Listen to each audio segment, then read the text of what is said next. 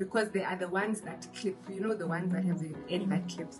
You don't want that. It's a lot more difficult. Yes, it locks. It's a lot more difficult because now the procedure depends on you separating these two, putting them back together and separating them again. You want that process to be as seamless as possible.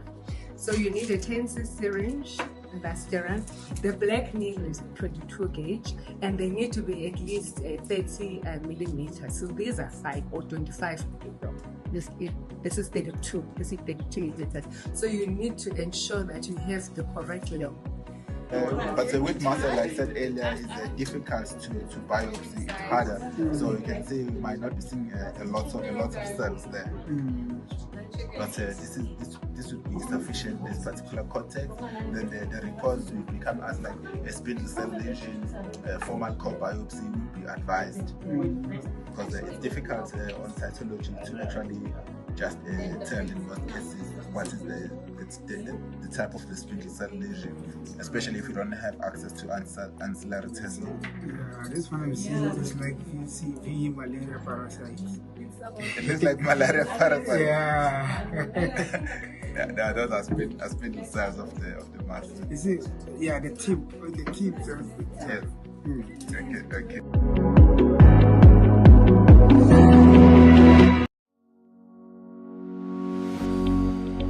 Whether discovered through self-examination, clinical evaluation, or incidentally on imaging, a new growth or mass can be deeply alarming to patients. A timely and accurate diagnosis with as little psychological and physical discomfort as possible should be our highest priority as healthcare providers. Fine needle aspiration is a vital diagnostic procedure. When performed skillfully, it can help reduce delays and guide appropriate patient care. This bootcamp provides structured training in palpation-guided FNA, combining theoretical insights with practical, hands-on experience. This course will help you understand optimal biopsy technique, recognize commonly sampled specimens, appreciate the strengths and limitations of FNA. We'll also explore the role of rows, effective sample triaging, and proper slide preparation methods. Thank you for joining us today. Let's get started.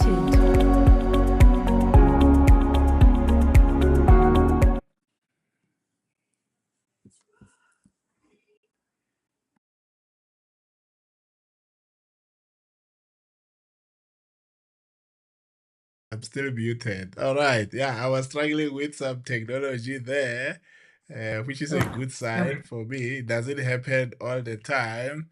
Yeah, good evening, colleagues, and welcome to the information session. It's such a great honor to host you. I am not alone. There's Dr. Luvo there. Hi, Luvo. Good to see you. I hope you can hear me. Hi, everyone. Hi. Sorry, I don't know if my sound is very good. No, the sound is good. Everything is perfect. Ngaka Gama, are you visible or you are still hiding somewhere in the Table Mountains where I left you last time? Are you good? Good evening. I'm good and well. Yes. Thank you for having us. Thank you. Welcome. I'm back at work grinding. Yeah, Call of Duty. Yeah, let's serve. Dr. Kawa, are you in? Can we hear your voice at least? Good evening, everyone. I'm here. I'm invincible. Apologies for that. No, it's okay. It's okay. Colleagues, yeah, just to say a warm welcome to this particular session where we are going to take you through an upcoming event on how to do an FNA for the right patient safely and interpret it correctly. I think it's going to be an awesome experience for those who are in the KZN.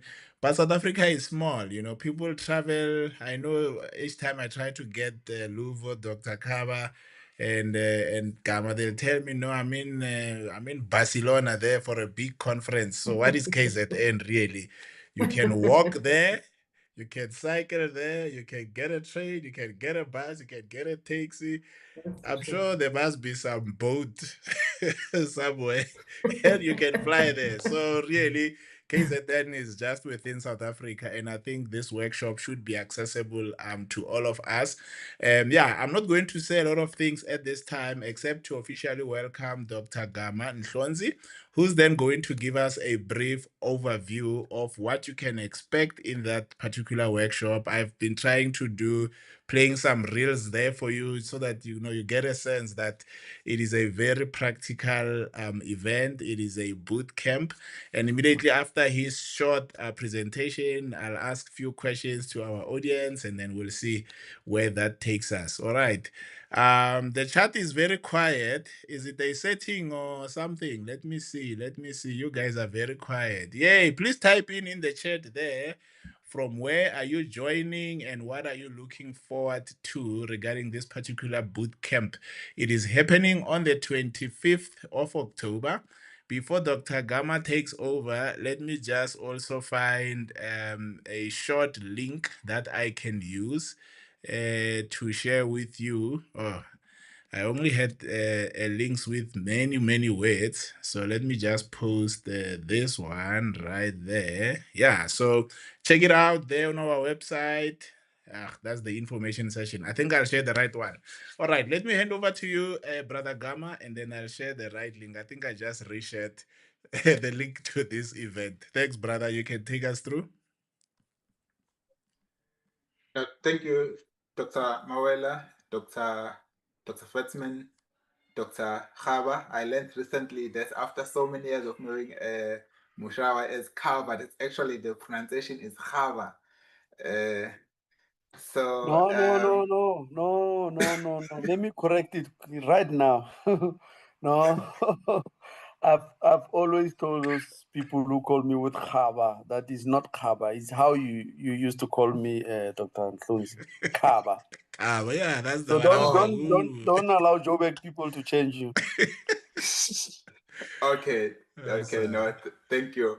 We are calling me to order right here in the public. But no, thanks. I'll stay to Kaba, which sounds more like Zulu. Thank you everyone for joining us this evening. I'm just gonna share the slide here. Okay. I'm not sure if you can see the slide. Can you see the PowerPoint presentation? Not yet. Please try to reshare. Oh, okay. Yeah, not yet.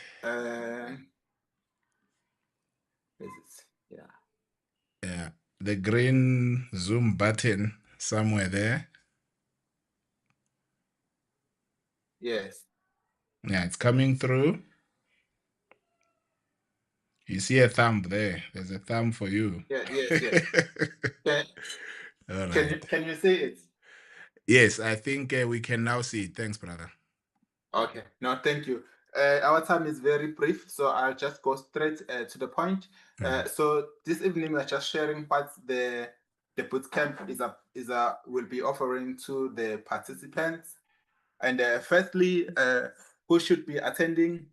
Anyone involved in the practice of fine needle FNA, or who is actually keen on developing the skill of fine needle FNA techniques, or anyone who is looking to develop new income streams or to differentiate oneself from their peers. As we know that these days the work for doctors is very scarce, so everybody needs to actually differentiate oneself to improve their prospects of getting a job as well. And if you are in private practice and you feel that your practice is struggling to do well, you can also come in and then you start including these FNA procedures as part of what you are offering. If you are doing minor surgical procedures and you want to know before you start cutting something out, what exactly it is that you are cutting out, it's an important training to actually have. And more importantly is that when you cut something out and then you have the report there, it's also part and parcel of your medical legal record. Say that what you're cutting out was actually a benign thing, so that maybe when the patient comes back a few years later with some metastasis somewhere, They cannot say that, Dr. Gama, you actually took something out and then you throw it away. Where is the report that told that it was benign? So it is important.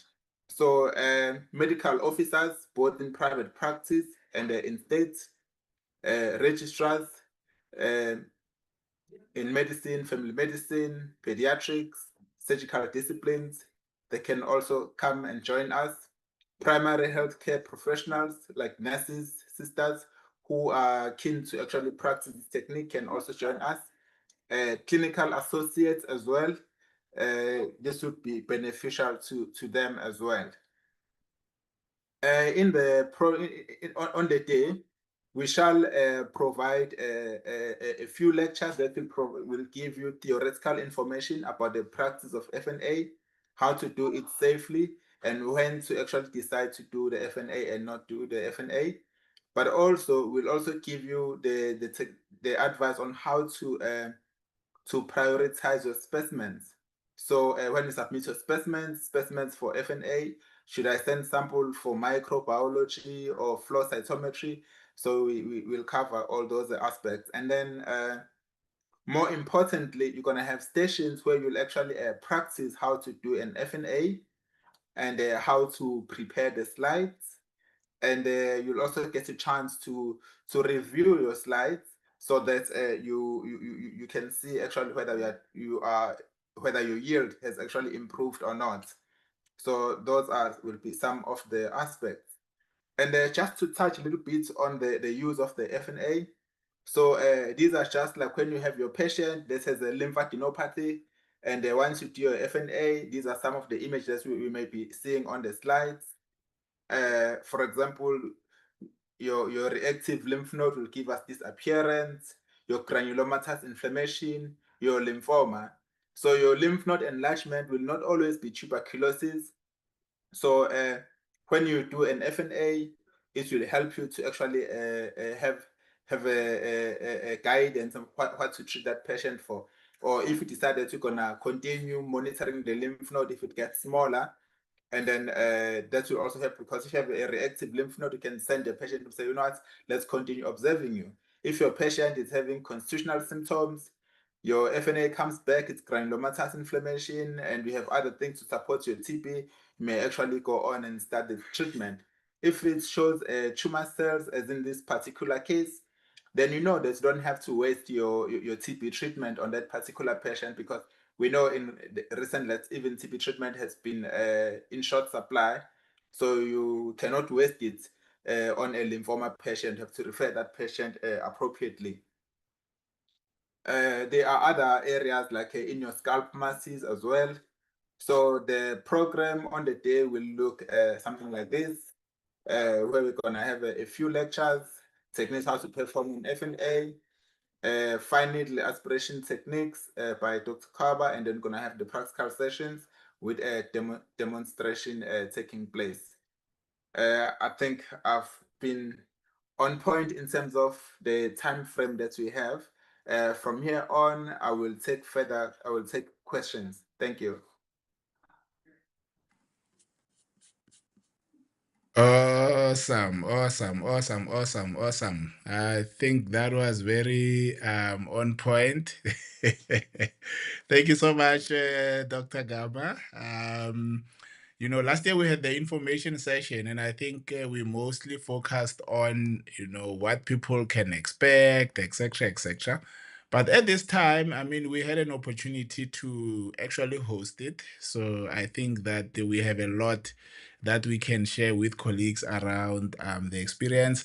Maybe before I ask you, or we have a smaller discussion, maybe is to ask Dr. Luvo and Dr. Kama. Maybe in that sequence, Dr. Gama has presented. I don't know if there's anything you want to add or a couple of points you want to emphasize about the workshop. Yeah. Dr. Luvo, you can Hi, go first. Lesego. Hi, Yes. Good evening, everybody. Yes, Lesego was quite right. So last year was our first run of the workshop, and I think it was a big success, especially considering that you were doing it for the first time.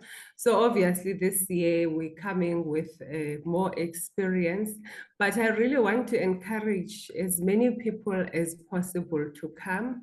I think, you know, in terms of FNA, I think all of us who've been through medical training from undergraduate training to postgraduate training, we somehow think that we know how to do FNAs because it's something that we always assume we do. It takes us by surprise also when we when we get to the lab and then we have to assess these FNAs and we realize that this technique that everybody takes so much for granted is actually underutilized, number one, and it's definitely it needs more attention because it's such, as Dr. Gama has highlighted, it's such an important test, and it's also an important test in the sense that it's important in primary healthcare for diagnosis of like TBs, and it's very important for accurate diagnosis and accurate treatment. So it's something that I think we definitely are underutilizing. We are always trying to encourage primary healthcare providers to use it more and more.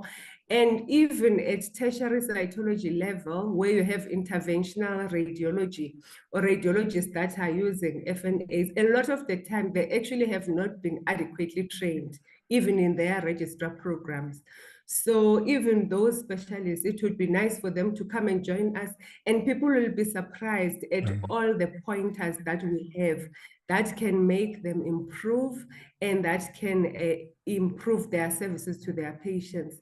As we will point out at the workshop, the differences in the costs of the FNA, especially when you go to radiology, it is exceptionally expensive.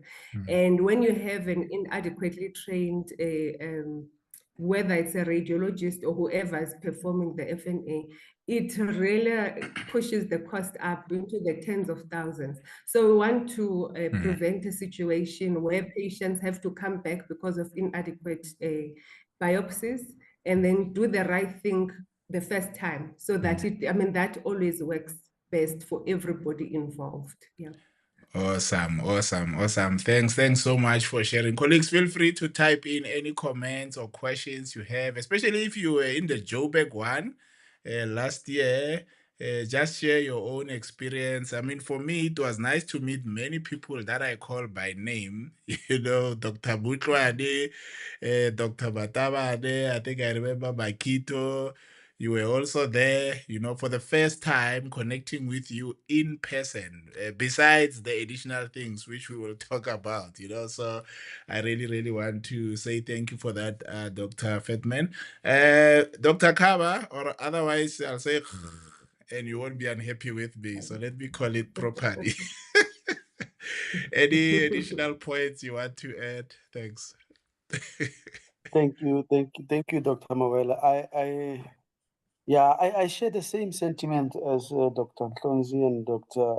Fetman with regards to the importance of cytology. We pathologists, we have different opinions when it comes to the use of cytology as a mode of diagnosis. But whether certain people might like it or not is still very much relevant, and has a role to play, especially in South Africa, where we have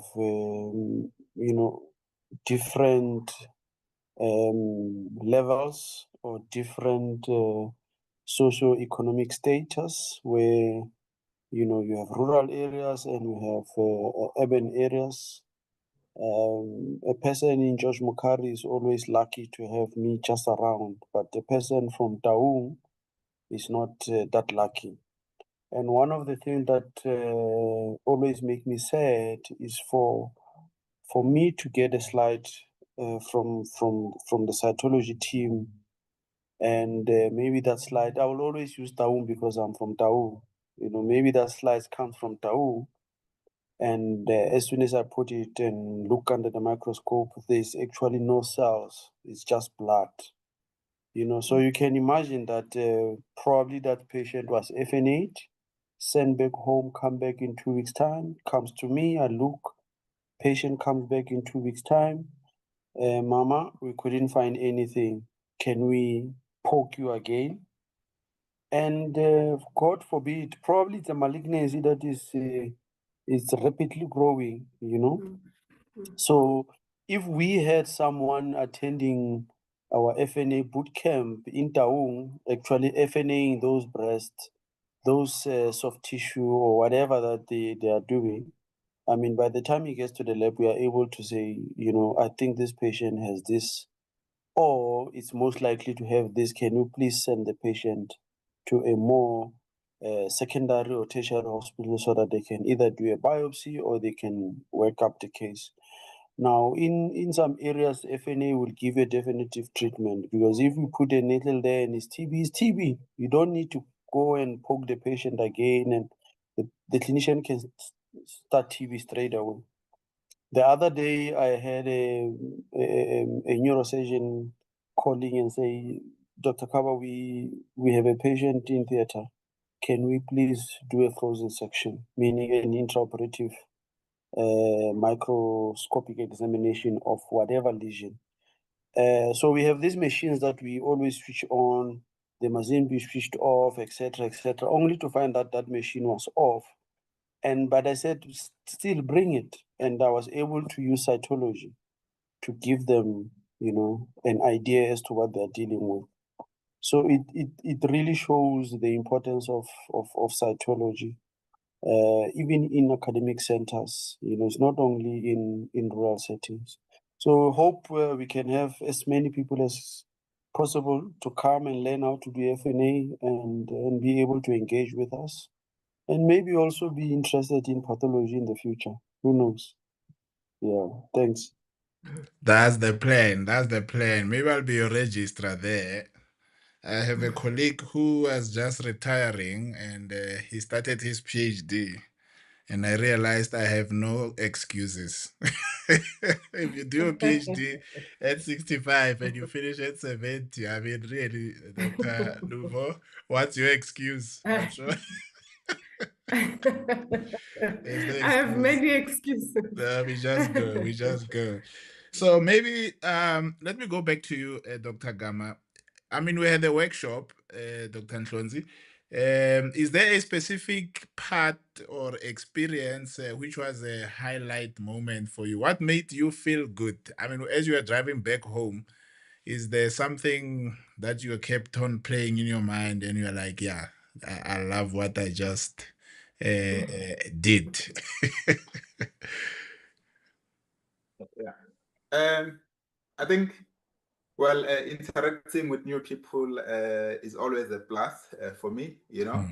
But also, one of the things that I remember is that one of the trainees on the day also expressed an interest in actually getting into the anatomical pathology program. Unfortunately, I have not been able to do the follow-up and get to know if the person eventually did get to join the program. But I think one of the things with such a program that the attendees, they get the exposure and also get to interact with pathologists, which can also probably give them an opportunity to network and potentially decide whether is this something that actually they may also consider as their area of practice or specialty. Because I think to a large extent, anatomical pathology is behind the scenes. So a lot of people, they don't even know about it. So when we are there, I think we also play that advocacy role, which I think it provides that opportunity. And I'm passionate about the advocacy aspects of anatomical pathology. So I think that was one of my highlights. Yeah, be ready to take in a 65-year-old Dr. Mawela as a registrar. Dr. Luvo, As long as the brain cells are still ready to learn. Yeah, if the energy is still there. Luvo, I wanted to say to you, There's many health workers here who have joined. The obvious ones who think this is for me, it's probably a certain number of medical officers. But outside of medical officers, who else can benefit from this program? You know, honestly, any and every doctor, clinician, clinical associate, anyone who works with patients can definitely benefit from this program. I also just wanted to highlight that FNA, doing FNAs routinely is part of registrar training for registrars who are in anatomical pathology, but also registrars who are doing radiology. So if you think you may be interested in these fields, it really forms a significant part of your work. And I really feel like radiologists who are not doing a lot of interventional radiology, they are at a disadvantage, or doing FNAs when people are really not sure. Even in private, I can promise you, I have seen some interesting things, some things that maybe should not really be done, or maybe some bad habits that have been passed down from one generation to the next. And the more we are involved, the more it helps. So it would really, really help to interact with the people who are actually on the other side, who will look at your specimens too, so that we can demonstrate to you what it is that you're looking for. Clinical associates, because they are dealing with patients directly, they're the first ones to see these nodules, whether they are on the neck, in the breast, anywhere in the body really. And they are the ones, a lot of the time, you won't believe, Liseho, how many times we see women with breast masses. They will say, I went to the clinic 2 times, 3 times. I was told it's nothing to worry about, go home, it's not a big problem. A fine needle aspirate is actually life-saving because it's quick and it can give you a diagnosis. At least it triages the patient. If something is malignant, they can go to one stream. If it's an abscess, you send them to a different stream altogether. So it's actually part and parcel. It's as important as vaccination. It's as important as all other medical techniques. It's not a nice to have, it's a necessary technique to know. It really will set you up. It will set you apart in your practice, because it will help patients to know that if I go to this doctor with this type of lump, he's going to give me the diagnosis. So it's absolutely for everybody. Awesome. But you I know you did a lot of work with the nurses, Dr. Lubo, training them. Maybe one sentence for the nurses. I know you have done a lot in that space as well. Yes, I have. So, you know, I must tell you that South Africa is unique. Born out of our scarce resources, where we just didn't have medical personnel, we trained specialist nurses to perfect this FNA technique. A lot of them, people don't believe us, but a lot of them are better skilled than the specialist doctors. So we can actually get nurses to be at that level. So if you are a nurse and you are interested in it, please come along. It will really help, yeah. And is this thing of consistency? I mean, if you do 100 FNAs, you do 200. I mean, your 200th FNA will always be better than your number 1 FNA, you know? So it's a skill that can be developed. I wanted to ask, what is the question I had here? You see, now I used my I don't know what handwriting did I use here. Oh, yes. Dr. Kaba, are you still here, brother? Yes, sir. Yes. I know you are from Taung, but we have people from East London and other regions. What can people expect in the future? Just give people hope.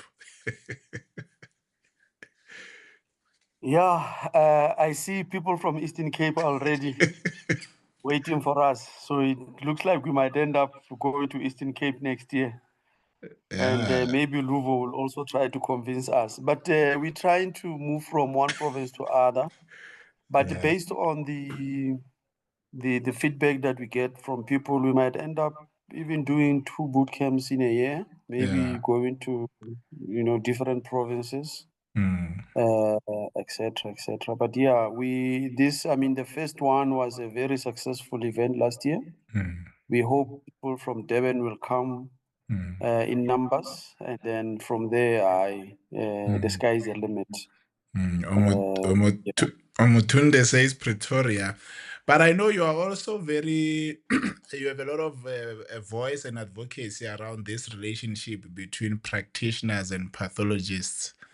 Can this boot camp be one of those gatherings where this relationship is enhanced, where we don't just send you specimens and hope that you will know what to do? Yeah, definitely. I was talking to Dr. Nhlonzi the other time. I was like, as he said earlier on, that people don't know much about us because we're mostly in the lab, we work behind the scenes, etc. And then we were saying that, clinical care platform has actually given us that platform to expose our specialty to people. People now know what we do. People now give us more clinical history, Previously, a person will just say a biopsy of the neck, finish, and then we must. And sometimes they don't even put their numbers, they don't even put their emails. So, then we take the biopsy and put it there. I always say, I give an example as like, I look at it and I think, I see that it's a Kaposi sarcoma, but I need to know, is it iatrogenic? Is it associated with HIV? Or what is the underlying cause of this Kaposi sarcoma? And sometimes it's maybe patient was not tested, and me talking to you, then you go back to the patient and you ask for, to test the patient, and you end up knowing that now the patient is HIV positive, etc., etc. But definitely, it's a journey that we are about to embark on. Autopsy. The other time we spoke about autopsy. People now, they know now that an autopsy is not only to find their faults, but to help a patient going forward. Dr. Nhlonzi was talking about placenta. When I was in medical school, I used to hear the sister saying that they use placenta for shampoo. But apart from that, then, placenta is that important organ that someone said it can be the only witness in court for you in few years' time, etc. So definitely you're giving us that platform to tell people about our specialty, how important it is, etc., etc. And that's what we are trying to do. Awesome. Colleagues, to learn more about this particular program, I've just shared, I hope I'm sharing the correct link. Yeah, this time around is the correct one. You still have a little bit of time, but we want to close the registration around the 20th, so that we can make the right decisions. We still need to decide, are we booking the flight or not? So make it very easy for us by committing. And if you are going to be joining us there at the Durban, please type a yes there in the chat and say, yeah, I'm coming. But we are really looking forward to hosting you. So let me just do a round ribbon, and then we are closing this session. But maybe before that, just to say that just note, if you are a member of the platform, you will get your 10% discount if you register for this program. This program is also accredited for, I think it's about 6 clinical points. So you'll get your certificate of completion plus your CPDs, and we will report them to the council on your behalf. You'll get access to the self-paced version of the program. So you attend live. If you want to do your revisions and stuff, you'll be able to do that. We have not made the decision for the streaming or online version. So for now, this is an in-person. You have to be available to attend there. I know I saw people saying Pretoria, Eastern Cape, we are coming your way. Just be a little bit patient, or just take that. I almost said mango. What are you using to fly nowadays, Luvo? I almost said mango. I know mango is no longer there, right? putting you on the spot. What do you Maybe we use? use the train. The train. Oh yeah, blue train flies He's are also fast. exposing his age with mango. Mango. Next time he's gonna say mango and kulula. No, we were very proud. Remember, Mango was our South African flight brand, a cheaper option or something of SAA. You know, unfortunately, I don't know what happened. Things didn't go well. Yeah. Let's do a round ribbon and just close. Dr. Gamayo, closing remarks, and then Luvo, and then Dr. Kaba, and then we call it a night. Thank you. I think everyone has indicated how important the FNA cytology is. But I think what I want to emphasize also is that it's not just about improving your skills. That is very important. But in addition to that, you can also improve your bottom line, because at the end of the day, you have to pay your staff. Your patients must get the correct diagnosis. Then as they get the right diagnosis, then more patients will be coming to your practice. So your bottom line will be improving. So this is a worthy opportunity to improve that bottom line too. Thank you. I see colleagues are asking about the address. All I know is the location, Durban Ampath. Once you register, we'll give you the address. Okay, Gamma. Gamma, it's next to what? Usually it's next to Pick and Pay. It's next to Entabeni Hospital and St. Augustine's Hospital. Okay. So the exact site is at Capital Hematology Hospital. Okay. It's in that same office space. Yeah. Awesome. Yeah, I hope Sbu and Ignatius, you got it. And Ignatius, I would like to meet you in person.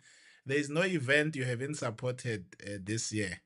So I would really, really love to shake your hand. Yeah, Luvo, closing remarks.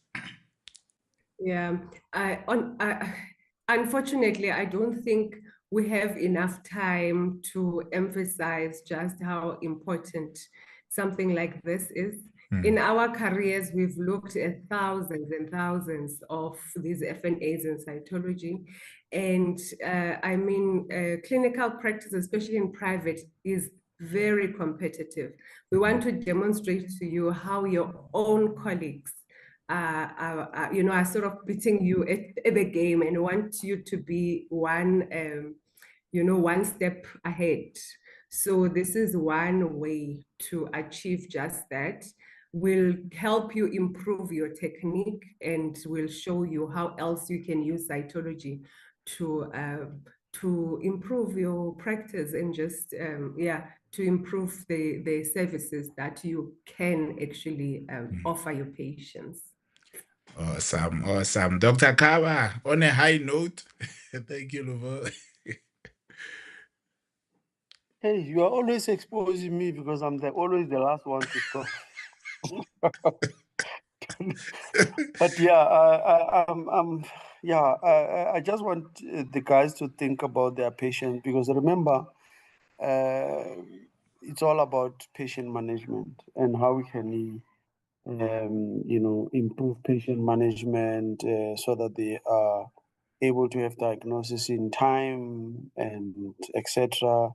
Because apart from that, you know that our referral systems in South Africa are also a problem. So, once you have something, and then the doctor on the other side, you are able to tell them, listen, I did an FNA, and then the pathology said this is, or they were favoring more of this, can you please take this patient so that we can manage them further, So it's all about patient management. But I can say that we look forward to hosting them. There's so much to learn on the day, and most of their questions will be answered. Awesome. And can't wait to see them. Thanks. Awesome. Colleagues, just to say thank you very much, Dr. Gama, Dr. Fetman, Dr. Kaba. Thank you for honoring this short event.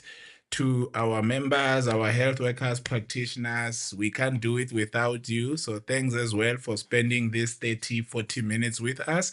We can't wait to connect with you in the next few weeks at Durban. We start on Friday at the beach. Angiti, Dr. Gama.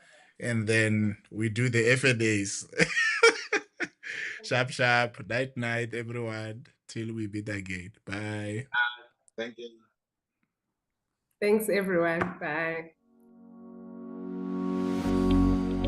Whether discovered through self-examination, clinical evaluation, or incidentally on imaging, a new growth or mass can be deeply alarming to patients.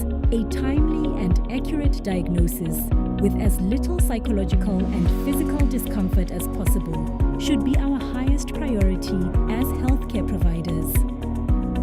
Fine needle aspiration is a vital diagnostic procedure.